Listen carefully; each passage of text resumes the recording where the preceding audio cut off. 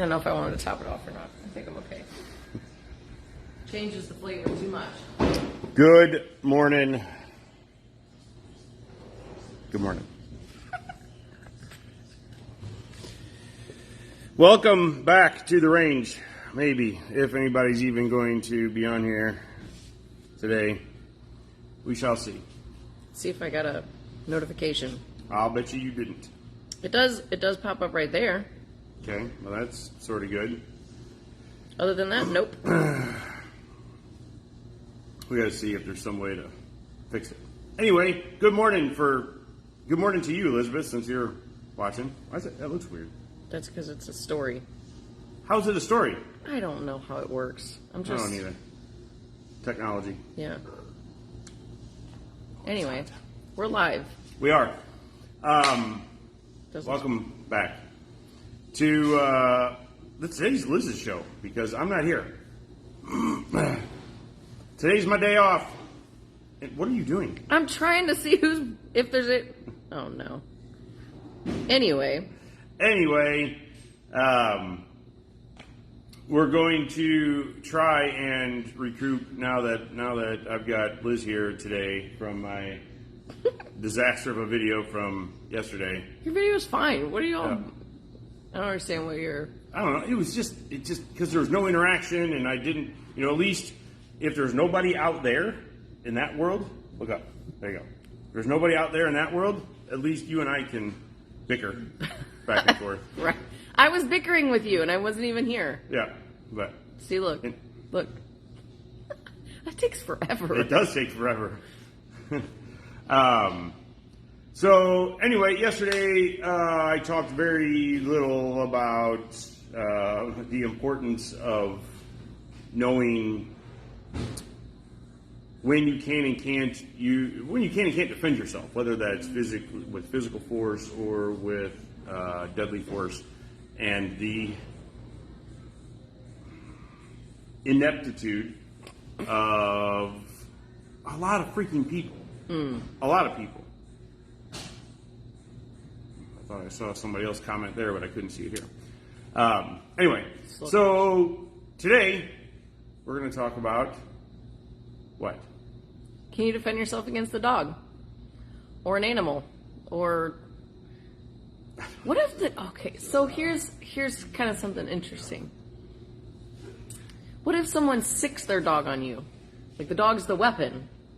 Versus someone's dog just got loose and the dog's acting on its own volition. Now, a dog is considered property. Yes, but it's your property. So's a hammer.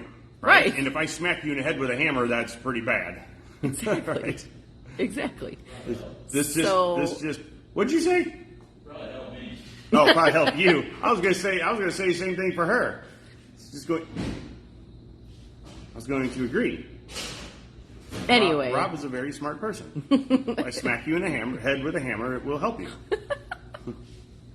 I'm still the only one watching. You are. This is so... Oh, no. I just saw somebody else comment on yours. Oh, no. It says Brooke Haller is watching. Hi, Dad. I'll say hi before you will, because I saw you. Because we can't see it here. Yep. Anyway, so yeah, that's actually kind of an interesting question. If somebody sicks their dog on you, I don't know the answer to that. So... That's interesting. Well, okay, so look. Let's just play it out. What if? Okay. You're walking down the street and somebody wants to engage with you. You tell them piss off, whatever, and... Good morning, Ritz. And Ritz, good morning. Brooke, good morning. Anyway, it gets escalated to the point where you guys are fighting verbally at first, and this person has a dog, a large breed dog that's capable of inflicting great bodily harm or death. That's the first thing. Is the dog capable of inflicting great bodily harm or death? Otherwise, it's a little ankle biter or something that you can't. You have to consider the amount of force being used against you. Right? What? Yeah, go.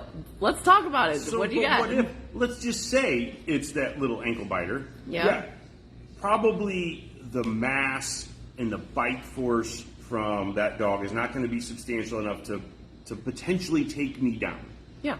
But what if that little ankle biter is literally nipping at my heels and not just nipping, but biting me, attacking me from the mid shin and below, and in my haste of trying to stop that from happening, I fall down, and that little yippy dog latches onto my throat. I mean, as long as you can explain why you're reasonable in thinking you're about to die. You know, and but who am I using lethal force against? So that's a good point, because who is the Jeffrey, good morning. Who? And this is where the complexity of something like a dog being property, but still acting on its own volition. Because if someone was using a weapon against you that was an inanimate object, for one, you're not going to apply force to that inanimate object, because as soon as it's out of that person's hand, it's no longer doing any force to you. No. Unless you're somebody who... I'm not going to go there. And so you wouldn't apply force to the tool. You'd apply force to the person using the tool. If it's a dog and the person is giving the dog commands to be aggressive towards you, well, first off, I'm trying to visualize a circumstance like this, but I mean, this is a very viable situation. Oh, absolutely. Especially, you know, people that have fighters, you know, dog fighter, you know, like dog fighting is a they have dog fighters. Fighters. You know, dog fighting is illegal, but regardless, people still do it, obviously. So or if they have just as a protection thing, yeah, right? Yeah. Now, as someone using a dog as a protective force, I am in charge of what that dog is doing. If my tool of choice to defend myself is a protection dog, which is a possibility, you guys. If you don't want to carry a gun, you can hire someone or buy a protection dog. But that dog is still your responsibility. Absolutely. And you're the one giving it commands. So on the flip side of that, if you're receiving the violence from someone's protection dog or whatever, their dog, in my opinion, strategically, tactically, I would apply the force to the animal at that moment, because they're the ones causing me harm. Okay, I'm trying to escape to safety, right? Now let's say that you're an innocent party, right? You haven't started anything, so you're an innocent party, and I was thinking about sticking my dog on you. Oh. Be like, no, hey, run the other way.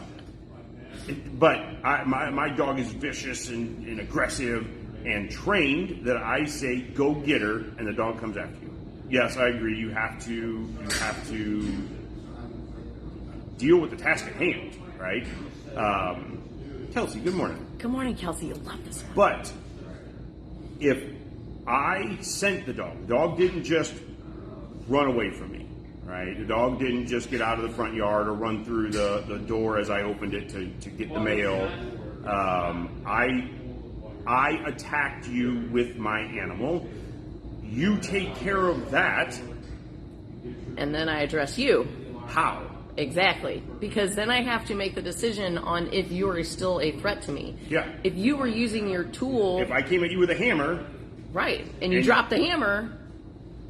Well, you still could be, because you've shown me your intent you've shown me your intent to hurt me. You're still capable of it. Now the opportunity, that's where the question gets answered. Are you still a threat to me? You, in this moment, yes. You as a human being, you are a potential threat. Now, whether you decided to act on it, you know, with yourself physically, that would be the question, and I would have to answer that question before I used force against you. Because if you dropped your tool, you lost your tool, I defended myself against the dog, and you no longer have your weapon of choice, are you going to choose to run away? Are you going to choose to stop, I'm done? Or are you going to keep advancing? I'm going to have to make a separate decision in that moment, because just because you sick the dog on me and the dog did its job but lost, that doesn't mean you still don't have the forward thought of hurting me after that. So, but maybe you don't. I have a hammer in my hand, and we're 8 yards apart, 10 yards apart, and I chuck this hammer. Let's just say it's like Thor's hammer. This isn't just some little ball peen hammer. It's a big, massive hammer. And I launch this thing at you. Do you have a substantial risk of death or serious physical injury? Yes. Yes. Okay. But are you going to? I launch at you, and I just stand there and watch to see what happens. And you're like, are you going to draw and drop me? I'm going to draw. I'm not going to drop you. Yep. Not yet. Depending on distance and all the things considered. If I then decided that, shit, I missed, I missed, and I start coming at you, well, I've already announced my intent to try to hurt you. You feel you have a substantial risk of death or serious physical injury. I'm now advancing towards you, then you could, in my opinion, in this hypothetical situation, you could use force to stop bad guy. Yeah. So it's specific. At all points, you have to apply a reasonable amount of force, and you have to be reasonable in making the decision to apply that amount of force. What's reasonable, though? What's reasonable? What the hell does that even mean? Right. If you have a abnormal fear of dogs, if you have a paranoia of dogs, and that little chihuahua does make you fear for your life, are you reasonable in shooting that little chihuahua? No. No, you're not. No. In your mind, you're going to feel reasonable, but in everybody judging you after the fact, you are not going to be reasonable. And you're going to be compared to a reasonable person that everybody views as reasonable, not who we all have our subjective reasonable person, which is the point, which is the reasonable person comes from this theoretical being in the sky that, society generally perceives as reasonable, person of average means, average caution, average intelligence, average moral values, average across the board. Obviously, humans are not average, so you just have this average baseline, and then consider everything else in addition to that. But it's not even I don't know if we want to go down that road, but it's not even an average baseline, because it's it's a chosen baseline. Now, our legal system does a pretty good job of setting up the system. In this case, we're talking about jury selection. I'm talking about jury selection. All right, that's who's going to. First person has to deem if you're reasonable is going to be a prosecutor, right? Like, are they going to file charges against you? If they don't think what you did was reasonable, then the answer is yes, they will. And then let's just say it goes to trial, and now you have 12 people that are going to try to determine if what you did was reasonable. The prosecution is going to try their best to fill that jury pool with people that aren't going to think what you did was reasonable. Right. And then hopefully your attorney will do their best to try to fill that pool with people that are going to think that you are reasonable. It doesn't always work that way. I mean, it doesn't always work in your favor, obviously. Sometimes the prosecutor is really, really good at their job, and they get the staff leaning their way a little bit. And it's a crazy science of how they pick people for this. I really want to investigate that more. It's crazy. Now, that's not going to be for your average everyday case, for sure. But in some cases, I have jury duty starting next week. Okay, I don't know if I'm going to get selected. I really hope I do, just because I want to see this thing. I also really hope I don't, because I don't want to deal with it. It's for federal court, and very, very, very good chance that I'm not going to get picked simply because of what I do for a living. I don't even know what the case is, but if it has anything to do with a firearm whatsoever, I'm not going to get picked. Which is crazy. Or law enforcement. Yeah. Law enforcement has a big bias there too. Andy Miller, good morning. So I really hope I do, or at least I hope I go through the process of being interviewed and filling out questionnaires and all this. I mean, it's very possible I check in tomorrow and they're like, yeah, no, we don't need it, which I'd be okay with too. But I want to see what that's like. So rewind a little bit. Okay. What if it's a wild animal? What if it's a bear? We got bears now. We do. Can you use lethal force against a bear? I mean, if it's attacking Right. you, sure. Exactly. Absolutely. Now, if you saw a bear, It's just you waddling down the road, Right. and you're like, ah! No, you cannot do that. I've never seen a bear in Missouri before. Surely it's going to attack me. I wouldn't be shooting a bear with my 9mm. Hate bears? How do you hate bears? Luke, What? good morning. What? Kelsey, I don't think I like you thought we anymore. were friends. Yeah. But truthfully, you have to make good decisions on the threat you're going to engage. If I opened up my front door and there was a bear standing next to my car, I am not going to draw my gun and shoot the bear. I'm going to run back inside. Yes. As much as he's a threat to me in that moment, nope, I'm turning around and running inside. I feel like I would just piss it off. I worked with this lady several years ago. She wanted to go hiking through some national forests throughout, different states and things like that. And she was afraid of bears. The last time she had done it, she encountered one. It didn't get that close to her, but it got her thinking of what about next time. And she would hike on her own. She was 71 or 72. She was in her 70s. And so she wanted to get a gun that she could carry with her that was capable of stopping a bear if needed. Well, what do you think we chose? What would you choose? Caliber, gun, whatever. 380 LCP. I mean, I guess I wouldn't even say you could shoot its eye out because I would have a hard time aiming that thing. Honestly, there have been bears that have been taken with 22s. No joke. I believe it. I mean, if you can get that nice precision shot And right truthfully, in the perfect spot. the number of times that it actually happened was surprising to me. I found a report on this. I'll see if I can't find it again. It was quite surprising how many people actually defended themselves against a freaking bear with a 22. With a 22. That's interesting. That's interesting. Hold on, I gotta see. Kelsey said something about, let's see, because they can run fast, climb well, and swim great. How am I going to get away from one? You choke it. Yeah. Climb on its back, get your arms around it, and choke it out. That's exactly how I would see. Kick them right in the face. That's what I'd see Kelsey doing. You'd kick its jaw off. They're cute when they're not murdery, though, I guess. Bear spray? You have to tell that story in a second. Oh, man. I don't know if I have time to. Remind me about the AG, too. Oh, okay. Andy, 12 gauge. Yeah, of course, that would be the most advantageous. But carrying that around, a little 7-year-old lady carrying that around in the woods, probably not that easy to do.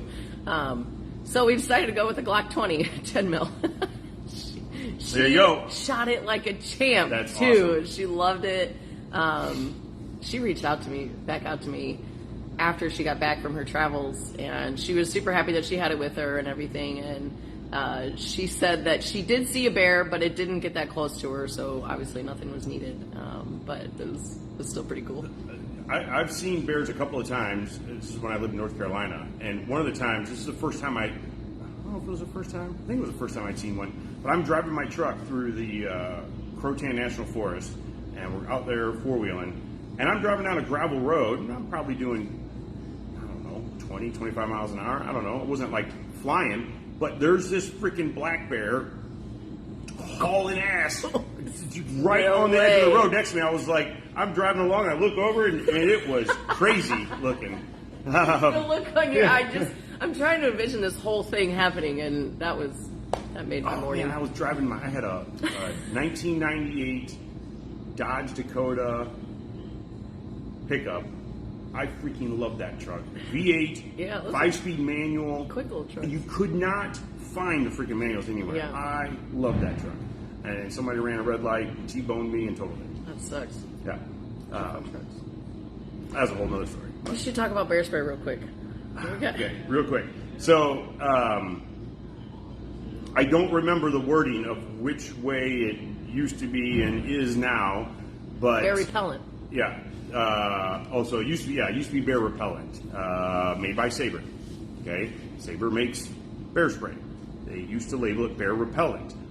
Well, they changed the name from bear repellent to bear spray because of genius people. God, this sucks. Some guy thought that he should douse his family in this when they were going out into Yellowstone. I don't know where they were going. Wherever they were going. Some park where there were bears, so he was going to keep the bears away. I wonder how much DEET it had in it. So he stood them up. Here, little Johnny, stand right here and let me spray you down. And he doused his wife and his children in bear spray. That hurts. And essentially chemical burned any exposed skin that they had pretty badly. Mm-hmm. Not genius at all. And very not surprising, unfortunately. So bear spray, in case you didn't know, is a very highly concentrated version of OC / pepper spray. So it is, and a lot of people think like, oh, I'll just use bear spray instead of pepper spray as my defensive tool, and that is not a good idea as well. You're going to get sued like crazy. Pepper spray is not considered a. Oh, I wonder if legally they would consider bear spray a weapon capable of great bodily harm. I bet they would. They don't deem pepper spray as a deadly force tool. Huh.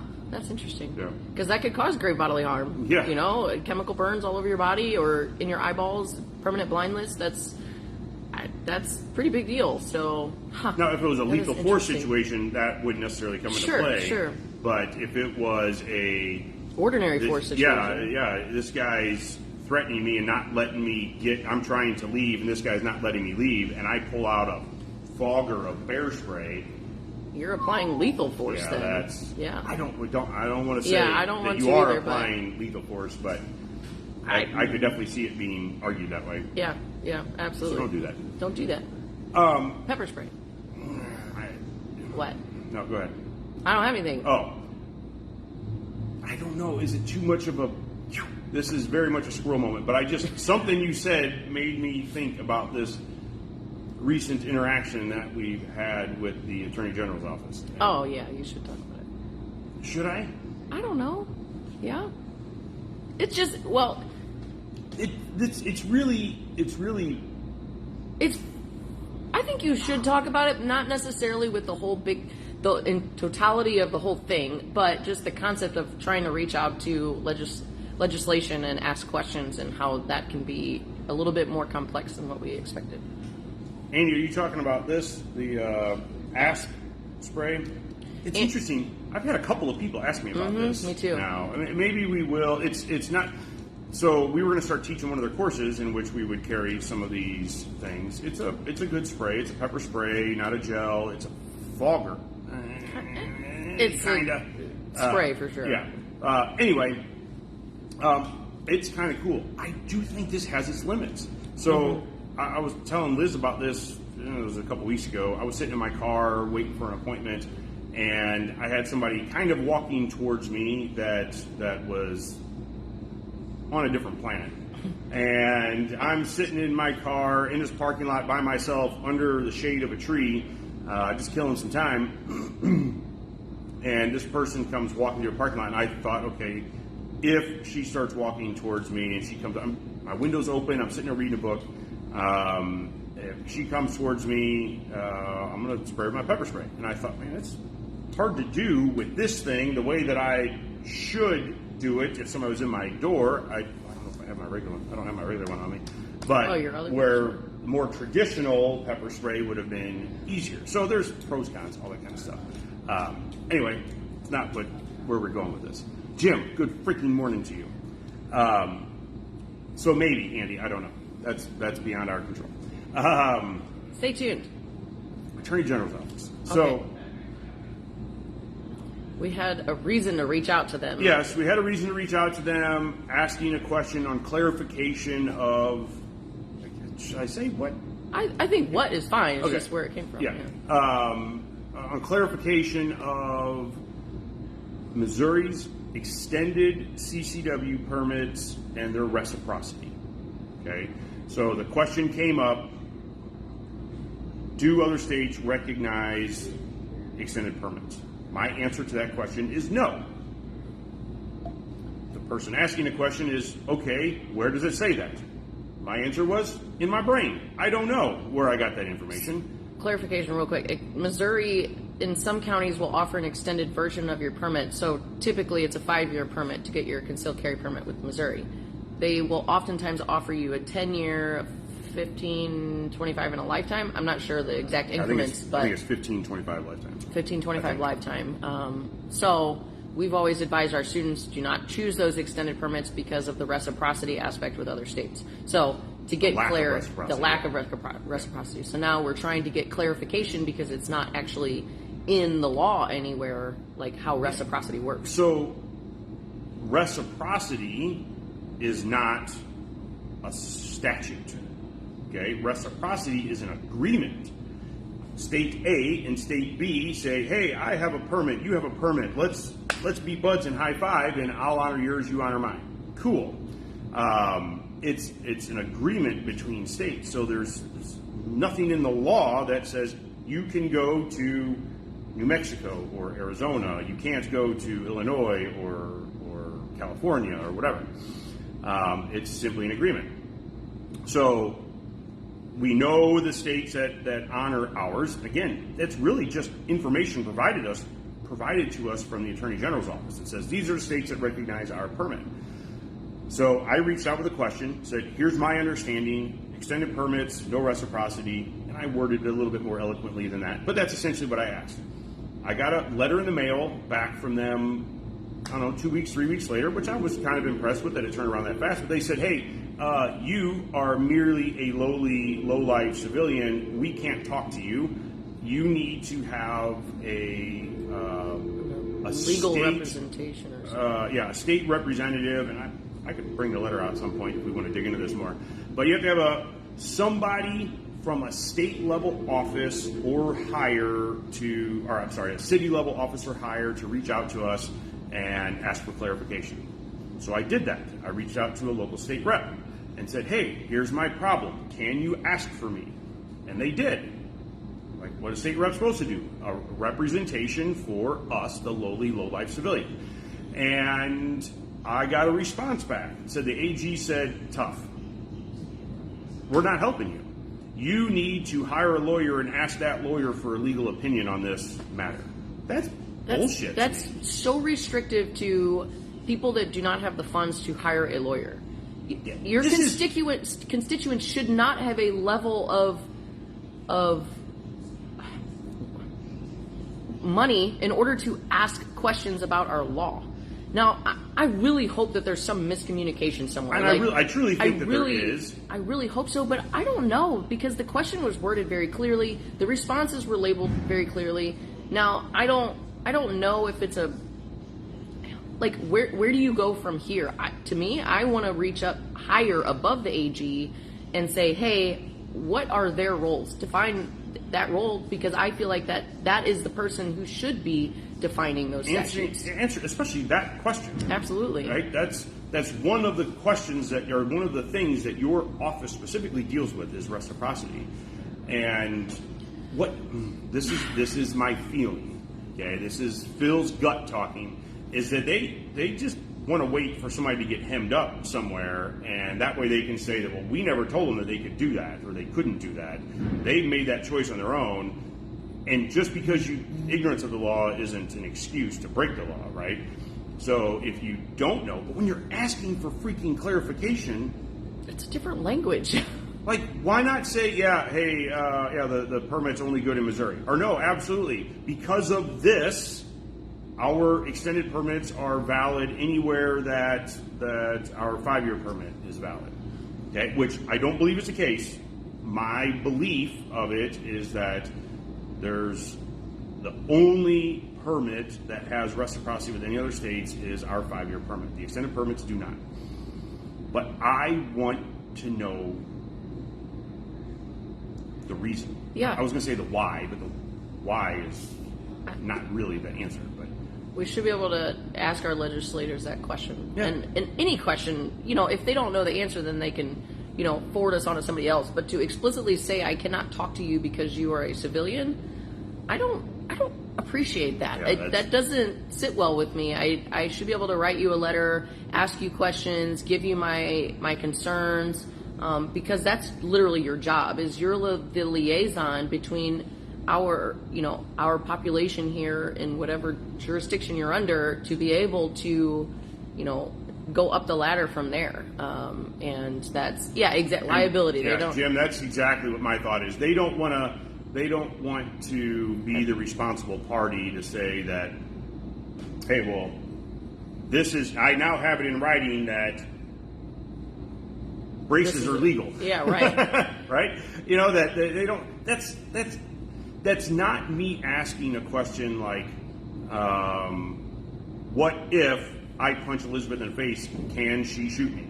That's not what I'm asking.